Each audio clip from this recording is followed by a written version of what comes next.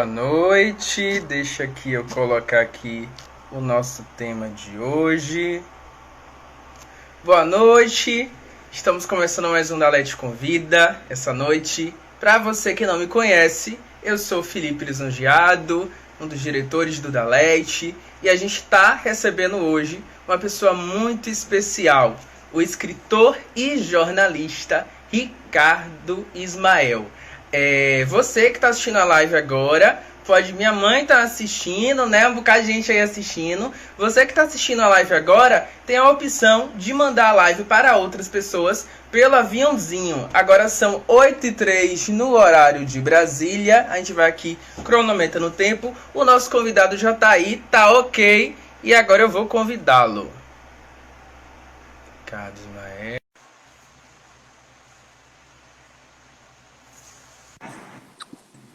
Olá, boa noite. Oi, boa noite, tudo bem? Tudo bem, muito obrigado, Ricardo, por ter aceitado o convite da gente. A gente sabe que está passando por um período de isolamento social e a nossa instituição está buscando, né? A gente sempre procurou fazer eventos, agora estamos partindo para o âmbito virtual, né? A gente Sim. é do Dalete, o diretório acadêmico dos estudantes de letras, em homenagem ao José Jerônimo de Moraes, que foi um professor nosso, e sempre procuramos trazer um espaço bacana para todo mundo. E hoje nós vamos falar sobre um tema muito bacana, que é sobre literatura e jornalismo. Eu acho que o comentário desfixou, eu vou colocar aqui de novo para todo mundo ver. E eu vou falar um pouquinho do nosso convidado, antes de dar a palavra para ele, vou apresentar ele a vocês, se bem que todos os dias, às manhãs, todo mundo assiste ele, então, mas eu vou falar sobre ele.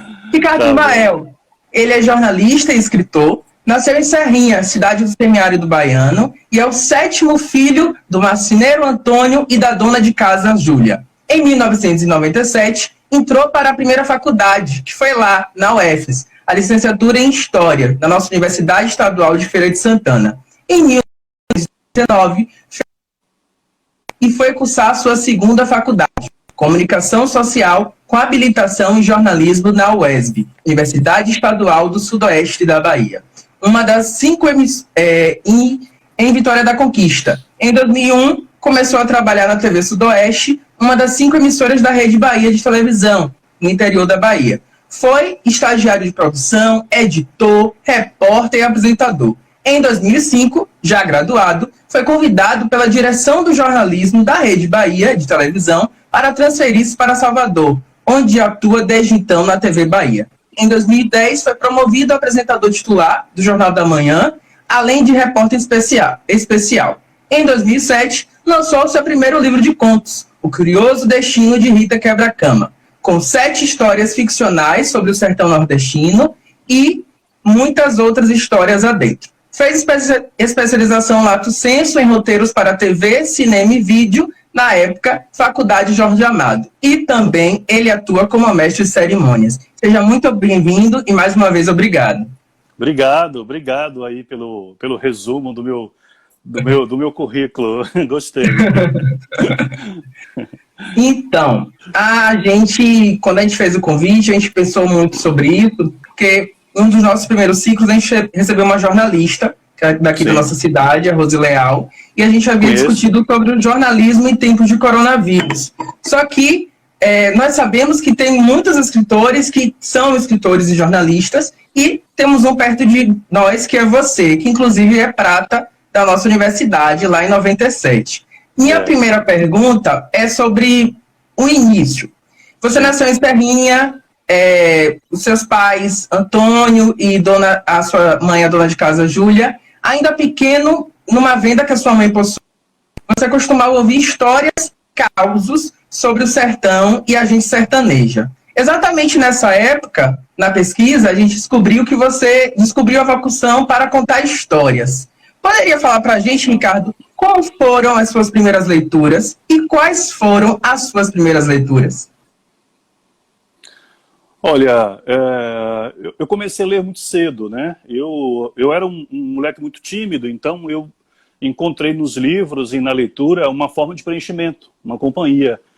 e me afeiçoei muito cedo aos livros, né? E em especial aos romances, aos contos, às crônicas. Eu gostava muito desse tipo de literatura. E comecei a ler aos 7 anos, mais ou menos. Foi quando eu descobri a televisão e, ao mesmo tempo, a literatura.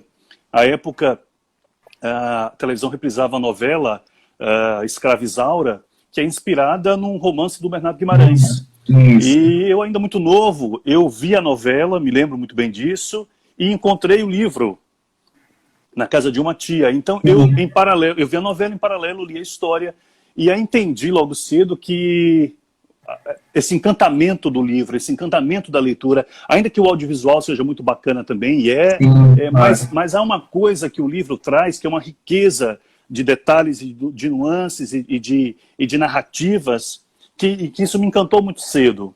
E a partir daí eu não parei mais de ler, né? E na sequência encontro Jorge Amado e começo a ler muitos livros de Jorge Amado, e aí me torno um leitor voraz. Então eu acho que esse é o início ali aos 7 anos, quando eu de fato entendo que a leitura era prazer, literatura é encantamento, descoberta, e o mergulho assim, em um universo profundamente tocante. Então, eu acho que esse é o início do meu entendimento enquanto leitor, enquanto um apreciador de literatura.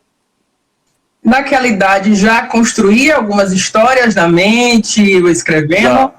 Já sim. Já, à medida em que eu ia lendo, ia construindo as minhas histórias, né? Sempre fui muito, digamos, sempre tive uma imaginação muito fértil para as histórias. Então, eu conseguia conceber tramas, tudo, evidentemente, sem muita elaboração, mas tramas com personagens, com situações, com desfechos. Eu curtia muito isso. Eu curtia imaginar esses desfechos. Eu curtia e vibrava em imaginar como seria aquela personagem, né? As características físicas, psicológicas. E eu me lembro que aos 10, 12 anos, talvez, eu já tinha uma historinha pronta.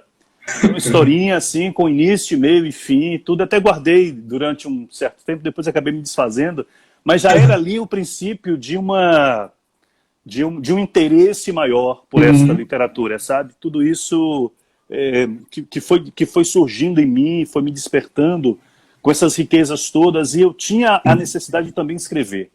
E aí escrevia muita coisa, eu jogava fora, depois, enfim, retomava, mas deixava ali guardado, sabe? Era mais assim um exercício mesmo daquela força, daquela torrente assim de ideias que me tomava, e eu precisava escrever também. Então, em paralelo à leitura, a escrita. Entendi, muito bom. Bacana, gente. Quem estiver aí, aproveita e manda no aviãozinho esse bate-papo, que tá bom, literalmente, como alguém já falou aqui. Minha próxima pergunta foi sobre uma frase que falaram um dia para você. Um escritor lhe disse um dia: não existe hora certa para começar, existe o começo. Comece. Quem foi esse escritor e como foi esse encontro? Porque quando eu li isso, eu já fiquei... Nossa, imagine! Diga pra gente quem foi esse escritor e como foi esse encontro. Esse foi um encontro, assim, tocante demais. Foi especial para mim, porque eu era muito tímido e vivia em Serrinha e viajava muito pouco. Então, eu me realizava nos livros e na leitura. E, à medida em que eu ia lendo, ia conhecendo novos autores e livros e pesquisava, eu começava a escrever cartas para as editoras. Então, eu começava a me corresponder com as editoras, pedindo o endereço dos autores. Isso com quantos anos? Minhas cartas. Eu acho que devia ter já uns 12 para 13 anos. Sim. Já por aí. Sim. E, então eu começava a escrever. Foi quando eu encontro esse cara aqui. Eu descubro esse cara, que é o Jorge Amado, né? E aí eu começo a ler muitos livros dele, e a cada livro que lia, mandava cartas para casa do Rio Vermelho, né? Sim. E aí, num belo dia, eu recebo uma resposta. Uma resposta automática, daquelas padrão, com a assinatura dele. Enfim, eu fiquei feliz por um lado, frustrado por outro, porque imaginei que fosse receber, de fato, uma carta do Jorge. Imaginei na minha cabeça, de 12 anos, que Jorge Amado me responderia a ele de próprio punho. Tudo bem, guardei essa carta. Aí, talvez para minha sorte, ou talvez o destino já tinha preparado, alguns poucos anos depois, eu vim a Salvador, e acabo me encontrando Jorge Amado no aeroporto. Encontrei com o Jorge Amado, ele estava, eu não sei se ele estava chegando de viagem ou se ele ia embarcar, mas ele estava lá com algumas pessoas, me lembro bem, com uma boina e com uma maletinha, né? E aí eu falei assim, bom, eu tenho que deixar minha timidez de lado e aproveitar essa oportunidade. Eu sempre tive um senso de oportunidade muito aguçado, né? Eu falei, eu tenho que chegar nele e tenho que dizer que eu sou o cara que lê os livros dele e que mando cartas para ele. E fui, deixei a timidez de lado e fui ao encontro de Jorge. E aí eu me lembro de ter cutucado ele, assim, e foi muito bacana, foi um encontro muito rápido, mas eu disse para ele que eu era aquele moleque lá de Serrinha, que mandava sempre cartas e tudo. E aí ele abriu a maleta dele, pegou esse exemplar de suor, né? Fez uma dedicatória para mim aqui, ó, não sei se dá para ver direito. E aqui printem, galera, printem! E aqui ele fala exatamente isso, comece a escrever. Eu disse para ele, eu quero ser um contador de histórias, eu quero ser um escritor, enfim. E ele me disse, olha, comece a escrever, escreva, o primeiro passo é começar. Mas também ele me disse uma coisa que ficou guardada comigo, ele falou assim, que o mais importante é não se preocupar com as histórias, é se preocupar com as vivências, é viver, é experimentar, é conhecer as pessoas, é estar exposto, sabe? E hoje eu compreendo muito claramente isso, estar exposto à vida, às questões, enfim, os dilemas das pessoas, apreender isso, compreender isso, ter isso consigo e a partir daí você pensa em escrever. Eu acho que foi esse o grande recado dele, assim. Adquire uma bagagem primeiro, né? Tenha um arsenal, tenha um lastro para a partir daí você começar a escrever. E eu segui à risca esse conselho, digamos assim, essa orientação do querido Jorge. Logo tão cedo, né? Foi um encontro que realmente foi fundamental para mim. Foi decisivo. Agora eu queria falar desse livro aqui. Deixa eu botar meu óculos que eu tô meio seco. Ah, sim. Grande Sertão Veredas, João Guimarães Rosa. Esse aqui é emprestado pela biblioteca, porque antes da quarentena liberaram pegar alguns emprestados, então eu peguei esse aqui. E eu queria saber de você o que esse livro significa para você e qual influência ele te teve, tanto como leitor e como escritor. Bom, esse livro aí para mim é o meu livro de cabeceira. É esse livro aqui, ó. É o mesmo. Inclusive a mesma edição, né? Acho que sim, a mesma edição. Salvo engano, a 9ª edição. Esse livro... É a 7ª, esse aqui é a 7ª. É a 7ª, essa aqui é a 9ª. Pois é. Esse livro foi fundamental, porque eu ainda estava na UFES. Foi o meu primeiro ano de curso de História. Eu nem tinha feito ainda as disciplinas mais avançadas. Eu ainda estava no início, ali em 97, nas matérias nucleares, né? Quando, então, organizou-se uma excursão para Canudos, porque em 97 fez 100 anos do fim da Guerra de Canudos. E aí o curso de História, os colegas e o centro acadêmico fizeram uma viagem, uma excursão, para que as pessoas pudessem conhecer a velha Canudos, né? O Arraial do Conselheiro. E aí eu fui nessa viagem com esse livro. Então eu fui lendo esse livro, porque era uma espécie de um retorno ao meu sertão. Eu sou um sertanejo, né? Eu passei férias na cidade da minha mãe, que é Uauá, que fica muito perto de Canudos, então eu conhecia muito bem aquele universo. Era o meu lugar, o meu tempo e espaço, o lugar das minhas referências e tudo. E Guimarães Rosa foi o meu companheiro de viagem, sabe? E só que o Grande Sertão Veredas, ele é um livro até certo ponto difícil, porque Guimarães traz e ele é genial também por isso, né? Ele cria uma espécie de uma linguagem própria, né? Um linguajar do sertanejo, ele cria neologismos, ele inverte uma ordem de construção e isso para um leitor que eu tinha, enfim, tinha 18 anos e aquilo para mim foi difícil no início, mas eu tomei como desafio. Eu falei, eu preciso compreender esse cara, preciso compreender o que ele quer dizer nisso aqui. E aí eu li, acho que mais umas 5 vezes, e o livro acabou se tornando um livro de cabeceira, e uma grande inspiração para que eu pudesse escrever Quebra-Cama, né? Rita Quebra-Cama. Sim. Porque o Guimarães Rosa me apresentou um sertão, ele fez uma narrativa do sertão de uma forma tão rica e tão incrivelmente prazerosa. Ele colocou o homem sertanejo, né, aqueles jagunços, na condução da história. Não era alguém de fora contando a história, mas era um jagunço rememorando as suas experiências, as suas vivências, e daquele jeito próprio do seu falar, enfim. E isso me encantou de tal maneira que eu falei ali, bom, quando eu tiver que escrever um livro, eu quero falar sobre o meu sertão também. Eu quero imprimir o meu olhar sobre esse tempo-lugar que é o sertão, sobre o qual Guimarães falou, e é o meu sertão, o meu lugar de vivência também. Então surge Rita Quebra-Cama também, com 7 contos, também inspirados, ambientados, né, nesse tempo e espaço, digamos assim, que é o sertão. Puxando agora, aproveitando esse gancho que você deu sobre o seu livro, O Curioso Destino de Rita Quebra-Cama, que você lançou em 2017, como é que você pode falar sobre o processo de criação do livro? Como foi para você o lançamento dele?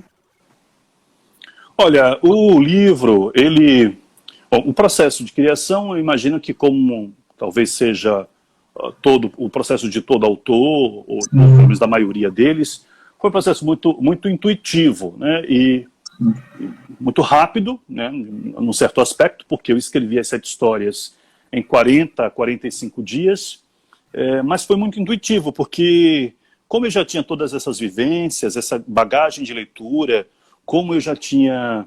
Eu sou um cara do sertão e eu convivia com aquelas personagens, como aquele era a minha ambiência, eu sabia dos cheiros, das cores, dos nomes, dos lugares, eu imaginava as situações, tudo estava em mim já, estava pronto.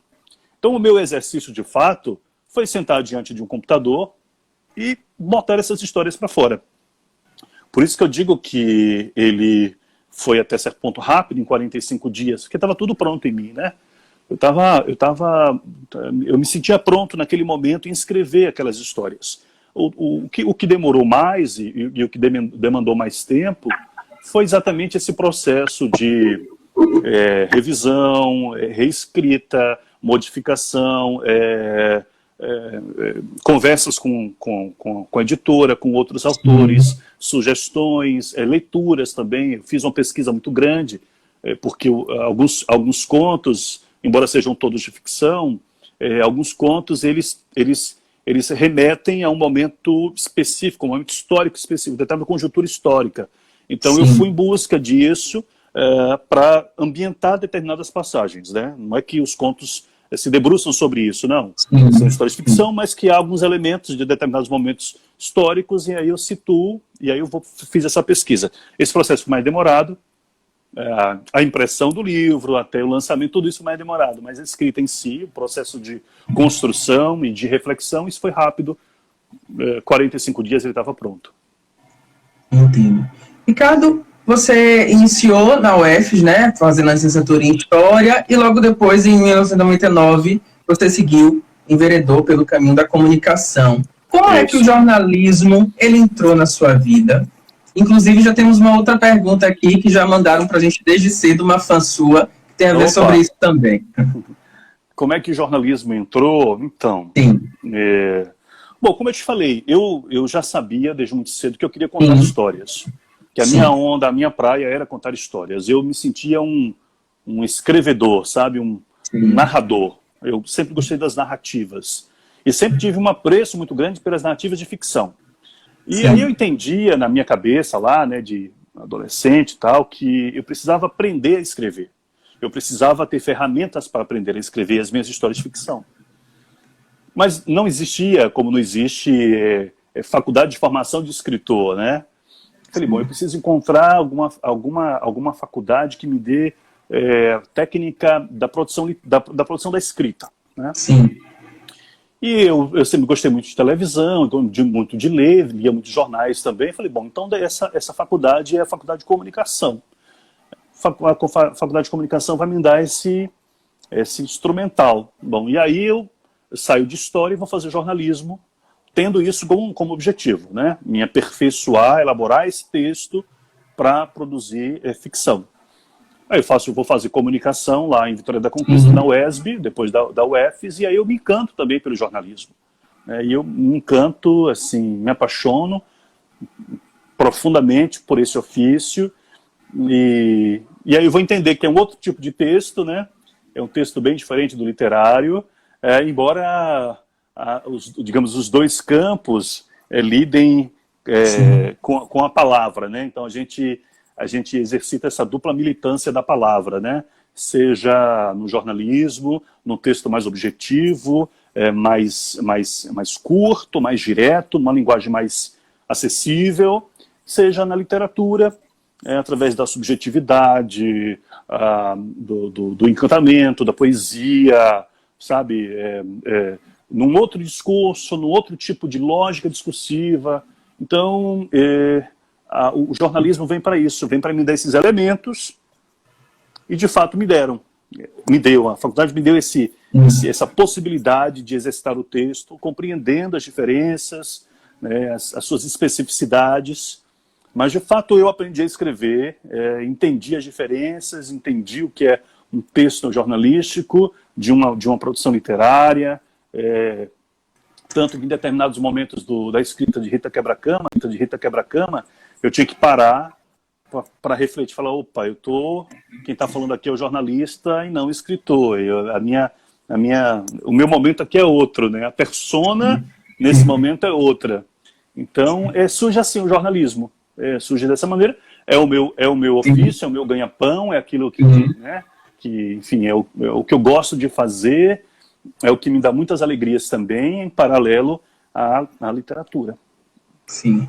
Aproveitando aqui, voltando a falar um pouco mais sobre a literatura, nunca deixamos de falar, quando você mediou no ano passado, eu estava na plateia, aquela mediação com Ednei Silvestre, na Flipelô, Ednei Silvestre, Mariana Ximenes, então, linkando com aquele menino que já pensava as narrativas dele, as suas narrativas que você já escreveu, o livro de contos, você já imaginou alguém fazendo os contos na televisão?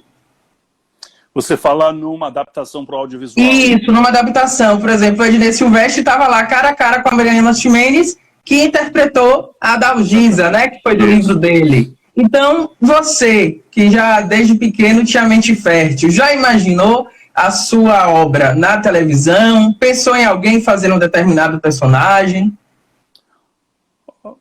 Eu já imaginei, sim. Eu já pensei nas adaptações, assim. Eu acho que seria bacana, sabe, ver essas personagens numa outra plataforma, num outro suporte, numa outra linguagem. É uma obra diferente, né? Eu não tenho muito apego, assim, isso é curioso, eu não tenho muito apego, essa coisa assim, algumas pessoas, alguns autores são apegados à sua obra, no sentido de que tem uma certa resistência, uma adaptação, porque acreditam que a adaptação, por ser uma outra obra, não corresponderia ou não seria fiel ao original, como que uma visão meio purista da obra em si, compreende? Da obra escrita em si. Eu não penso por aí, eu acho que eu não tenho essa vaidade, nem tenho esse apego. Eu acho que quando a gente põe um ponto final na história, e com Rita Quebra-Cama foi assim, ela deixa de ser minha, ela passa a ser de quem lê, né, de quem tem acesso ao livro, e cada leitor constrói um livro, constrói na sua cabeça né, eu acho que poderia ser legal, assim. Algumas pessoas já me procuraram, inclusive, interessadas em adaptar um conto ou outro para o teatro. E eu falei, fiquem à vontade, assim. O livro pertence a vocês agora. Enfim, eu acho que pode ser bacana. Embora eu acredite, e nesse sentido eu preciso reconhecer que eu sou um pouco purista também, né? Falei deles. Eu sempre acho que a obra escrita, que a obra literária, ela vai ser sempre a obra, quer dizer, a obra mãe, é meio redundante isso, mas ela vai ser sempre o original, diferente de tudo, né? Ela vai ser apenas a obra de inspiração. Dela resultará uma outra coisa que não aquele livro. Ou seja, se Rita Quebra-Cama for adaptada para a televisão, ou para um conto, enfim, ou para um teleconto, enfim, vai ser uma outra coisa que não o livro que eu escrevi. E é bacana que seja assim, sabe? Eu acho que é bacana que seja assim. é bacana que a gente exercite as variadas possibilidades, né? Porque o livro dá muito isso mesmo. Ele te permite ampliar, transformar, modificar. Eu acho que isso é muito bacana e eu acho que eu gostaria de ver, sim, essa adaptação, sabe? A gente vendo o livro, né? Que nem tem um projeto, né? Veja um livro. Isso, agora exato. temos uma pergunta aqui da Gabi, que ela mandou perguntar logo cedo, ela aqui de Feira de Santana. E a pergunta Gabi. foi: ela tá assistindo o que eu vi aqui. Oi, Ricardo, sou muito sua fã. Gostaria de saber se jornalismo sempre foi um sonho seu, mesmo tendo feito outra graduação antes. O que levou a cursar história antes do jornalismo? Inclusive, ela disse que ela está fazendo letras, ela ia iniciar fazendo letras, que ela é nossa caloura. Só que aí, por conta da pandemia, as aulas não iniciaram. Só que ela disse que tem vontade de fazer jornalismo também. Então, a pergunta dela foi: o que levou você a cursar história antes do jornalismo? Tá, então, Gabi, obrigado pela participação e pela pergunta, tá? Bom, eu falei um pouco a respeito disso, assim. Eu sempre quis ser um contador de histórias, sabia disso muito cedo, desse meu desejo, dessa minha vocação para a literatura, e eu pensava muito em que curso poderia me formar, sabe? Que curso poderia me acrescentar conhecimento, bagagem, que curso poderia me dar esse lastro, permitir a minha ampliação das minhas leituras, o conhecimento de mundo, que pudesse me introduzir conceitos importantes, me situar, né, no meu contexto histórico, para a partir disso eu me sentir pronto e preparado para escrever. Então, refletindo, eu cheguei ao curso de História. Eu achei que era o curso que talvez ali na UFES, naquela época, né, em 97, era o curso que mais se aproximava com esse meu anseio, com esse meu desejo. E aí eu fui ler a ementa e falei, bom, é esse o curso. Esse curso eu ainda não tinha... Se tivesse jornalismo, eu acredito, naquela época na UFES, eu teria prestado vestibular para jornalismo. Porque eu acho que talvez eu tivesse já de pronto acesso a essas técnicas de produção de texto, né? Mas escolhi o curso de História de caso pensado, eu queria fazer. Eu falei, é importante, como de fato foi muito importante, né? E tanto que eu fiquei profundamente encantado pelo curso, e senti muito em ter que deixar o curso na metade, né? Que foi quando eu saí. Eu tinha feito 2 anos, senti muito porque sabe, eu acho que o curso me abriu a cabeça, assim, me mostrou o mundo. Eu tinha acabado de sair de Serrinha, não tinha nem 18 anos de idade ainda. Minha vida mudou muito rápido, assim. Eu concluí o ensino médio, fiz o vestibular e de imediato já estava na UFES, num curso super reconhecido, um curso de respeito em todo o Brasil, que era o curso de licenciatura em História, com grandes professores, com mestres que eu me orgulho muito de ter sido aluno desses mestres.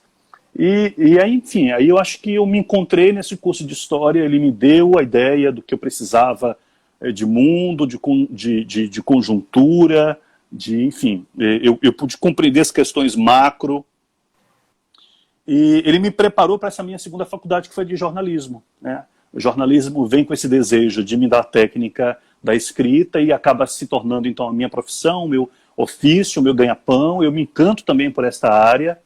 E aí eu percebo que, formado, né, atuando, a todo momento eu sentia que aquela minha formação em História, ou a minha quase formação, digamos, né, aqueles anos em que eu passei num curso, eles estavam presentes ali no meu dia a dia, na minha rotina, sabe? Em diversos momentos eu percebia como foi importante ter feito aqueles 2 anos do curso, como eu estava mais maduro, mais seguro e mais preparado, inclusive, para escrever.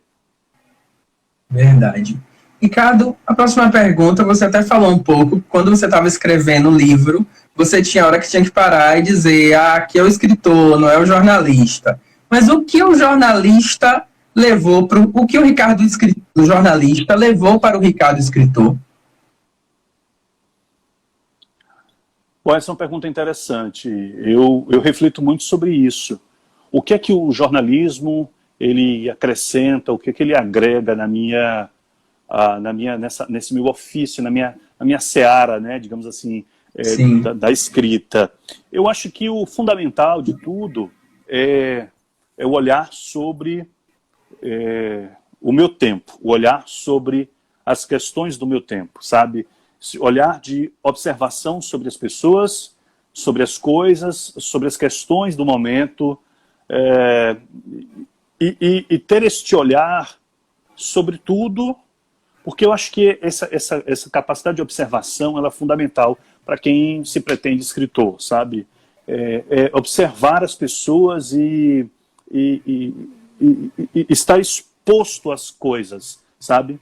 Essa coisa de você despir-se de si, de suas vaidades, de suas formações, e estar exposto, e vivenciar, apreender as coisas, compreender as dinâmicas, os movimentos, como eu falo, né, as questões do momento, os dilemas das pessoas, as suas especificidades, as suas idiosincrasias, e acho que o jornalismo me dá isso, porque é exatamente, no fundo, o exercício da observação.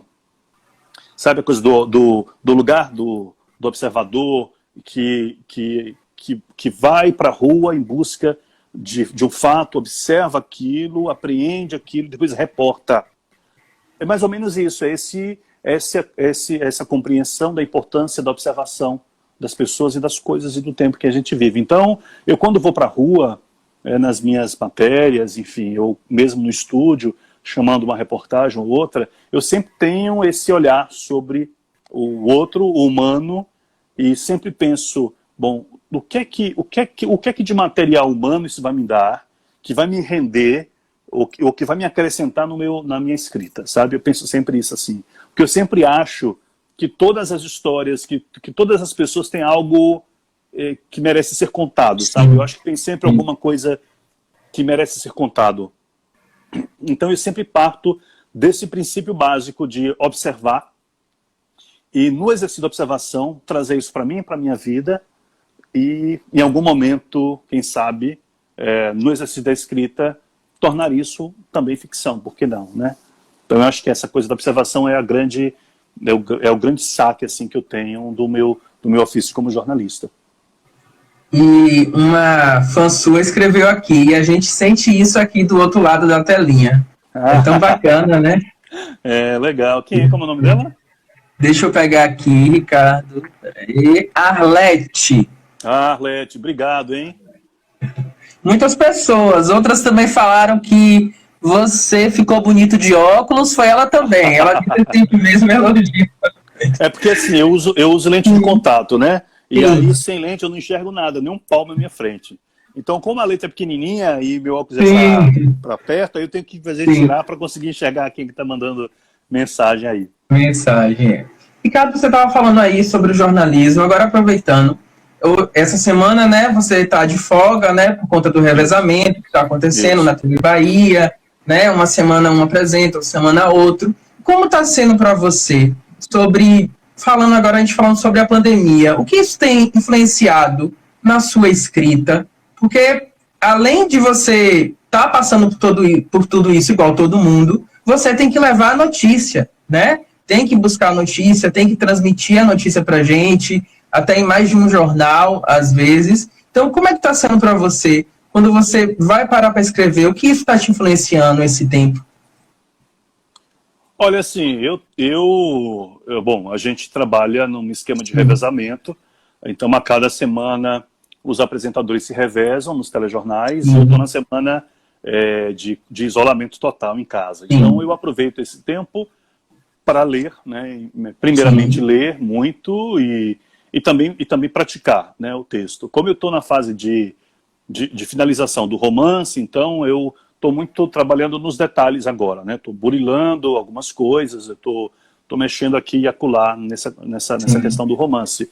Mas, fundamentalmente, eu tenho aproveitado esse tempo para ler e para mexer no texto. Porque o trabalho de pesquisa, ele é muito importante, a gente sabe disso, né? Então, e eu não abro mão da pesquisa, eu faço questão de, se eu escolho um tema para escrever, eu me debruço sobre a pesquisa, eu me debruço sobre o tema, eu vou em busca da literatura a respeito, para então, e só depois, começar a escrever. Então, por exemplo, eu estou num romance agora que trata de uma travesti, e eu estou lendo muita coisa a respeito. Então eu tenho feito muita pesquisa. Eu já li muita coisa, na verdade, né? Li muita coisa e conversei também com muitas pessoas a respeito. Enfim, e agora eu estou revendo muita coisa do que eu li, né? Então eu vou lá, é aquela coisa, a gente nunca acha que o texto está pronto, né? Então a cada olhada você altera alguma coisa, a cada momento que você abre aquele arquivo do texto, você vai lá, não, isso poderia ser assim, isso está assim, acho que até o momento da finalização você vai mexer. Então eu uso muito a quarentena para isso, para aproveitar esse tempo, porque quando eu estou na televisão, na minha semana de revezamento, é praticamente impossível, né? Porque a televisão demanda muito. E eu faço dois jornais e aí eu chego em casa exausto, já não tenho mais eu estou tão esgotado que eu não consigo escrever mais. Então eu reservo esse tempo mais para ler mesmo. Então é assim que eu tenho feito, né? Eu tenho feito essa... E claro que eu vou me atualizando também sobre essa coisa da persona jornalista, ele nunca tá desassociado, né? Tá tudo junto. Nunca dorme. Então, nunca dorme, não descansa. Então eu estou sempre lendo e olhando e acompanhando os números e vendo as discussões, enfim. Então é a coisa assim de não desligar mesmo, sabe? Mas encontrando o tempo de cada um, de cada persona dessa aí, para aproveitar bem esse tempo. Sim. O Francos Etuval, eu acho que foi esse aqui o nick, ele falou um pouco sobre o pouco espaço da poesia no que se refere a um quadro dentro da TV. O que você acha sobre isso? Você acha que o que a gente como público poderia fazer com esse papel de ter mais poesia dentro da TV, de todos os canais? Mas eu não entendi, ele se refere à TV no geral? Ele falou, aqui você atribui um pouco espaço da poesia no que se refere a um quadro na TV que possa mostrar os trabalhos literários.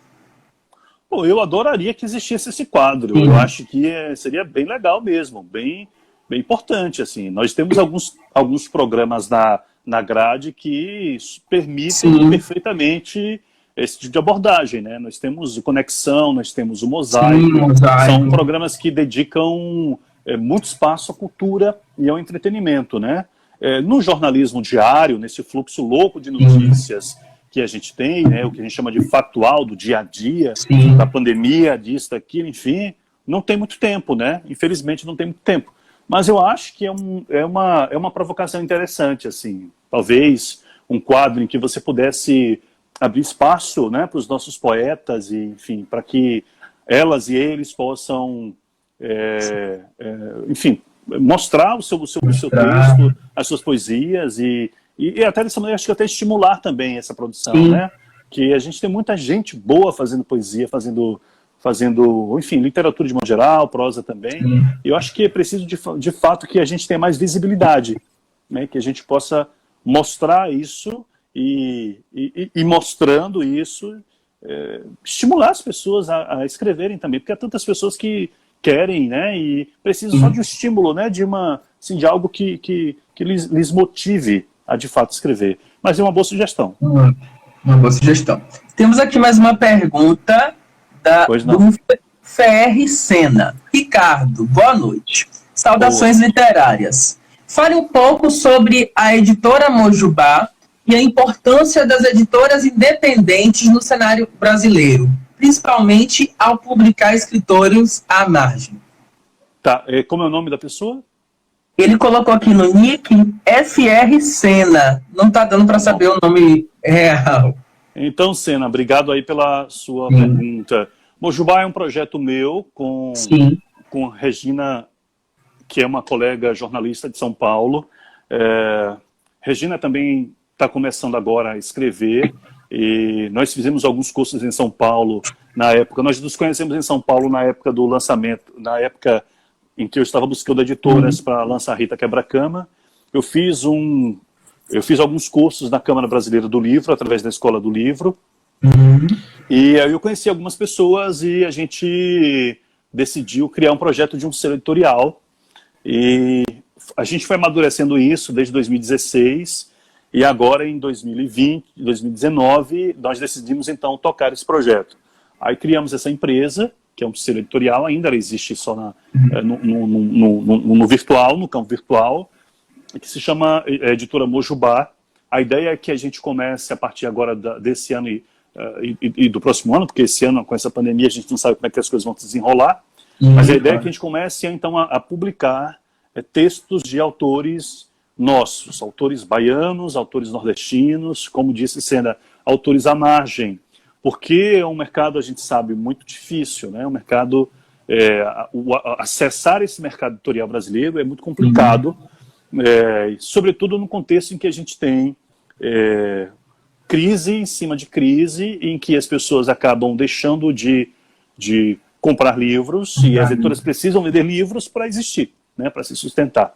Mas a ideia não é exatamente vender livros, é óbvio que é também, porque ela precisa disso, mas é encontrar esses talentos, essas pessoas com o desejo, primeiro com o talento, né, com a sua capacidade de escrita, enfim, seja prosa, poesia, e permitir que a pessoa publique seu livro, através de parcerias, através de patrocínios, né, de forma a baratear os custos que ainda são muito elevados. Então a ideia é essa, o projeto é esse, nós ainda não temos, possivelmente o primeiro livro da Mojubá vai ser o meu livro infantil, vai ser o meu primeiro projeto de livro infantil, né, que é Princesa do Olhinho Preguiçoso, então seguramente vai ser o livro que vai abrir as portas da Mojubá. Regina também está com um projeto dela, um projeto de poesia, então ou o meu ou dela, enfim, um dos dois será o abre portas, assim, o abre cancelas da editora Mojubá. Tudo bem. Vamos agora, você deu uma deixa aí sobre o seu primeiro livro infantil, e eu queria saber, você poderia falar um pouquinho mais sobre o futuro, né? Sobre o seu lançamento, que você quer lançar futuramente o livro A Princesa do Olhinho Preguiçoso, e você também falar sobre o seu primeiro romance de ficção, Um Canto de Amor para Darlene, que você já falou até um pouquinho sobre o que é, mas aí, se você puder falar novamente, que várias pessoas aqui estavam perguntando quando é que sai o próximo livro e tudo mais. Ah, tá. Vamos lá. Fico muito feliz em falar deles. Então, eu estava assim, muito envolvido no romance, né? O romance está quase todo pronto. Sim. Mas o romance é um romanção desse, um drama, assim, né? Uma história de uma travesti que, enfim, eu vou falar um pouco mais dele adiante. Mas eu precisei de uma pausa para um respiro, sabe? Precisava, assim, de respirar, porque eu estava muito mergulhado na história da Darlene, que eu não conseguia, sabe quando você precisa de uma pausa para o respiro? Falei, bom, pera lá, eu vou ter que fazer uma pausa aqui, e deixei um pouco o livro de lado, e aí me veio, assim, a ideia, falando, poxa, sabe, o público infantil, eu tenho tantas sobrinhas que adoram histórias e tudo, e aí essa história, a ideia surge de uma conversa com minha sobrinha Ana Lara, que a Ana Lara é uma menina muito, muito, muito inteligente, né? Ela gosta muito de ler, enfim, e ela me falava e usa óculos também, né? E durante um período ela precisou usar um tampão, um oclusor no olhinho, por conta de um problema de visão. E aí a gente começou a conversar e eu imaginei, essa coisa de imaginar coisas rapidamente, aí eu comecei a imaginar, então, uma situação de uma criança mesmo, como é que a criança lida com isso, né? Na escola, entre os coleguinhas e tudo. E aí comecei a pensar na questão do bullying, e aí surge A Princesa do Olhinho Preguiçoso, né, que é exatamente a história de uma menininha que usa um óculos, fundo de garrafa e um tampão na escola, e o sonho dela é ser uma princesa, sabe? Ser uma princesa. Mas aí há um coleguinha que aparece na história e diz pra ela, mas poxa, mas você já viu princesa usar óculos? Não existe princesa que usa óculos. Se enxerga, sabe? E aí ela cria um mundo imaginário em que ela foge para esse mundo. Ela é uma princesa, ela foge porque ela não sabe lidar com isso. E aí, no fundo, a ideia é provocar um debate na escola, na sala de aula e em casa a respeito do quão preparados estão os pais e professores para enxergar os sinais que as crianças dão de que estão sendo alvo de bullying. Então, eu trabalho nessa perspectiva de que como é que a família pode perceber e enxergar, porque na história a própria personagem pede ajuda. Em geral não é isso, em geral as crianças adoecem, entristecem, não querem ir para a escola, né? E aí o livro faz essa provocação, né? Dos pais e da escola também, como é que se percebe as mudanças no comportamento, os primeiros indícios, alguma coisa não tá legal ali, alguma coisa não tá certo, então, e assim surge a Princesa do Olhinho Preguiçoso. A ideia é que o livro, que o livro fosse lançado, já tivesse sido lançado em março, mas aí explodiu a pandemia do coronavírus, e aí os planos tiveram que ser adiados. E a ideia é que no segundo semestre a gente já lançasse Darlene. Mas em razão disso, todos esses planos vão ter que ser revistos, né? Bom, e aí você quer que eu já fale do segundo livro, do romance? Sim! Então tá, vamos lá. Então, Darlene, o título é esse, é um canto de amor para Darlene. Darlene é a personagem principal, que é uma travesti cearense. Ela tem um sonho de ser uma estrela, ela quer ser uma estrela. Primeiro que ela canta muito bem, e sempre dizem isso para ela, da voz. E então ela quer ser uma estrela. Ela tem um talento e ela quer subir nos palcos, ela quer aparecer na televisão, ela quer ser uma artista, né? Bom, mas aí acontece que nessas idas e vindas ela acaba se desviando do caminho, né, em razão também das muitas formas de violência que sofre, e em determinado momento é só um rápido briefing para não dar spoiler, porque... né? E aí ela encontra, em determinado momento, já na reta final, já nos momentos finais, ela enfim consegue subir num palco, né? Não da forma como ela imaginava, mas ela encontra nesse caminho, ela se encontra com uma cantora famosa, uma cantora super famosa, e ela é atravessada por esse encontro. Então a vida da Darlene se transforma a partir desse encontro.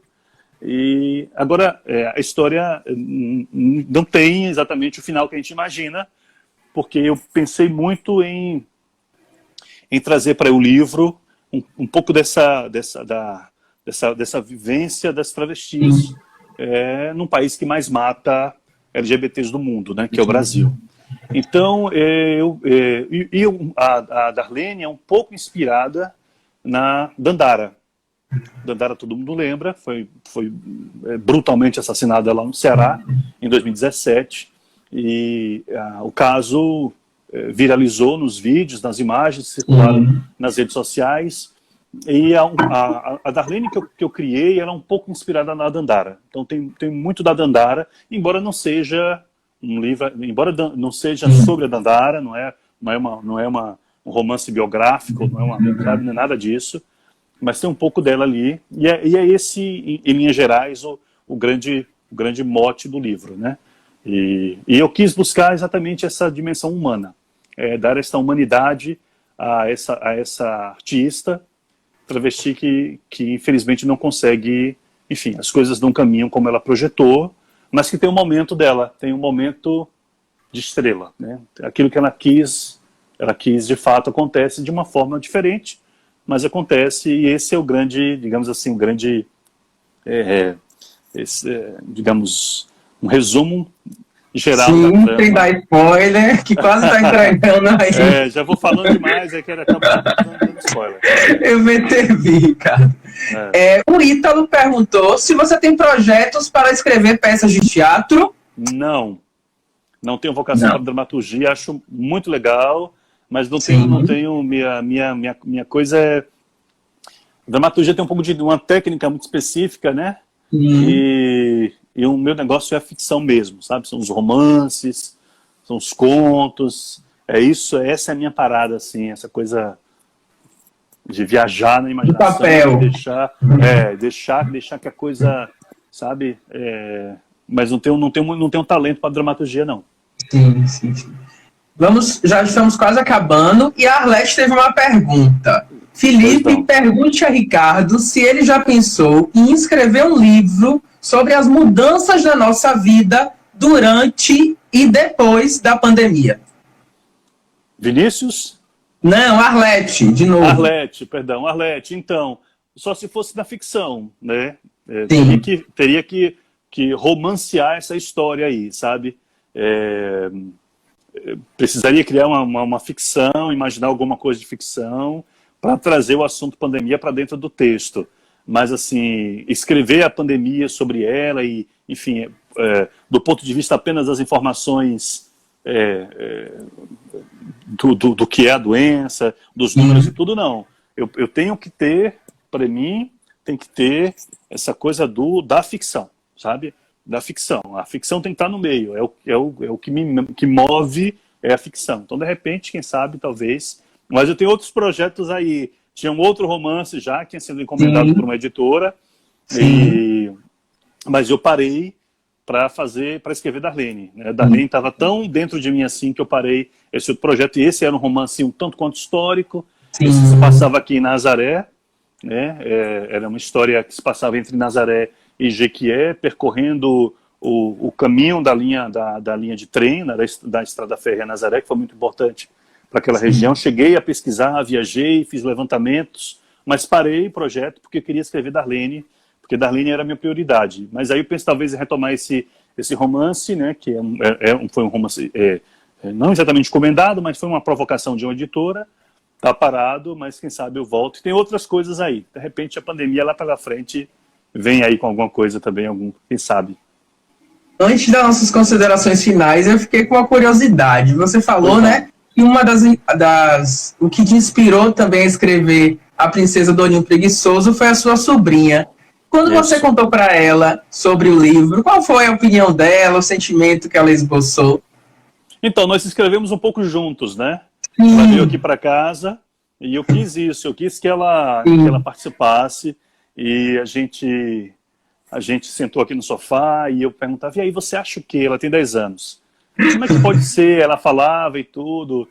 Eu acho assim. Aí, nessa coisa da imaginação, né? Que viaja, do escritor, e começava a colocar coisas assim da minha cabeça. Tipo, uma fala da colega, uma conversa com um coleguinha, aí ela virava para mim e falava, mas meu tio, isso não aconteceu. Eu falei, não, mas isso é ficção.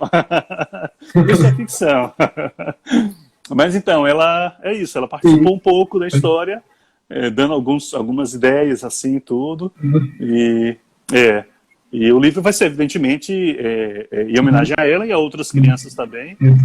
Mas eu acho que ela vai ficar feliz com o resultado. Porque você faz um grande sucesso para as crianças também na rede social, né? Te marcam, mandam lá a hashtag. Porque eu acho que eu tenho um cara de tiozão, né? Tem um cara de tiozão, assim, tiozão. E aí e também tem o negócio do jornal, né? As crianças, elas acordam muito, as crianças que estudam pela manhã, acordam ali mais ou menos no horário do jornal. Então, elas vão se acostumando com a voz e tudo. E tem um quadro Partiu Escola, que é um grande sucesso, né?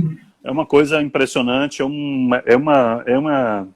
é algo assim, sem comparação, sem comparativo, porque é um sucesso absurdo, porque as crianças, elas querem se ver, né? Elas mandam recado, e a todo momento, eu na rua, tio Ricardo, meu vídeo, às vezes os pais me param, me cobram, não sei se tem uns pais aí também na live que já mandaram vídeo, porque o filho da minha filha não passou ainda, porque eu já mandei 10, aí eu falo, não, olha, mas são 300 vídeos por dia, é difícil, a gente tenta colocar sempre que possível. Então... Mas é isso, eu acho que as crianças vão curtir também esse romance, esse livro infantil, né? Infanto-juvenil, também é para crianças um pouco maiores. Claro. Então, Ricardo, mais uma vez eu quero te agradecer por ter aceitado o convite, né? Você está aí no seu período de inspiração e veio aqui conversar com a gente. E eu queria que você, por último, deixasse uma mensagem para alguém que esteja assistindo agora e já escreve, mas às vezes tem receio de publicar, de mostrar, de correr atrás, acha assim, essa minha escrita aqui não serve, não está legal. Qual mensagem você deixa para esses escritores, poetas que estão assistindo aqui a gente, mas que tem medo? Qual mensagem você daria para eles? Olha, acho que primeiro dizer é que se você tem medo, tem receio, se está tímido em mostrar o seu texto, saiba que você não vai ser a primeira pessoa a passar por isso. Acho que todos nós passamos por isso em algum momento, sobretudo quando a gente está começando. A dúvida, né, se o que eu escrevi tem relevância ou não, se as pessoas vão entender aquilo como algo importante ou não, se é futilidade, se é um texto efêmero que não vai ter, sabe, que não vai ficar, que não vai vingar. Todos nós passamos por esses questionamentos. Então, você não está sozinho, não vai ser a primeira pessoa a passar por esse conflito. O fundamental é você, assim, eu acho que o importante é entender o que é que eu quero contar, para quem que eu vou contar, de que maneira eu vou contar, né? Então, eu acho que isso é importante, compreender isso, até para encontrar o seu lugar nisso tudo, sabe? Porque, assim, pessoas que têm a vocação para poesia, há outras que não, que já preferem uma prosa mesmo. Então, entenda qual é o seu lugar, qual é o seu lugar de conforto, o que é que mais lhe apraz nisso.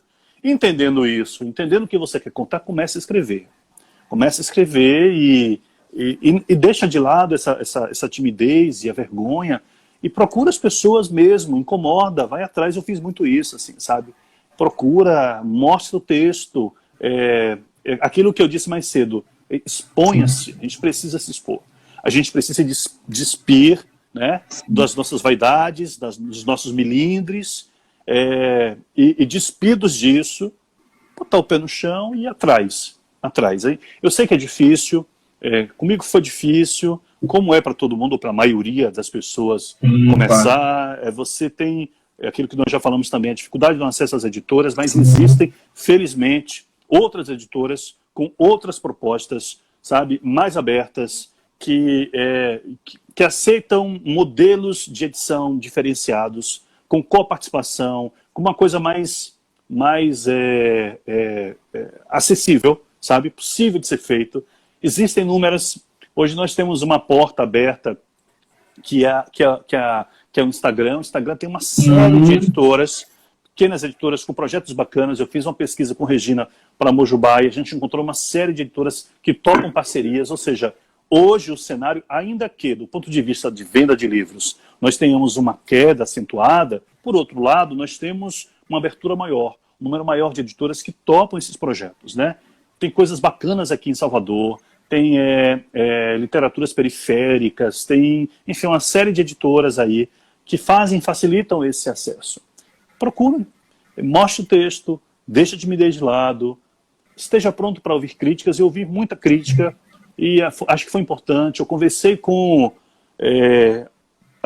autores experientes, mostrei o texto, ouvi muita coisa, absorvi muita coisa, alterei muita coisa, outras nem tanto, mas isso foi importante, porque preciso também estar aberto à crítica, porque elas virão e é importante que elas venham, porque a partir delas a gente pode rever, refletir, modificar ou não, entender que precisa mudar ou não, mas é importante ter também esse olhar. E outra coisa é não ter medo. Não ter medo. O medo só paralisa, endurece, né? Então deixa o medo de lado e cai no mundo. Ricardo, vai dar 1 hora agora de live exatamente. O Instagram vai barrar a gente. Então, muito obrigado mais uma vez. Eu estou me sentindo lisonjeado por estar entrevistando. Eu nunca imaginei. Obrigado, querido. Tá? Que é isso. Então, muito obrigado. Em nome do Dalete, em nome da UFES, que você teve um carinho lá, postou o fly. Muito obrigado mesmo. Essa live vai ficar salva no nosso perfil durante 24 horas e depois vai para o nosso canal no YouTube, Dalete UFES. Os seguidores do Ricardo que quiserem continuar acompanhando nossas lives durante a semana, é só seguir a gente. Amanhã a gente vai falar sobre as concepções da surdez na sociedade contemporânea. Maravilha. Então sigam, vejam aí as próximas lives do Dalete. Um abraço, obrigado pelo carinho, viu? Até uma próxima. Até, um abraço. Tchau, tchau. Obrigado a todos. Tchau.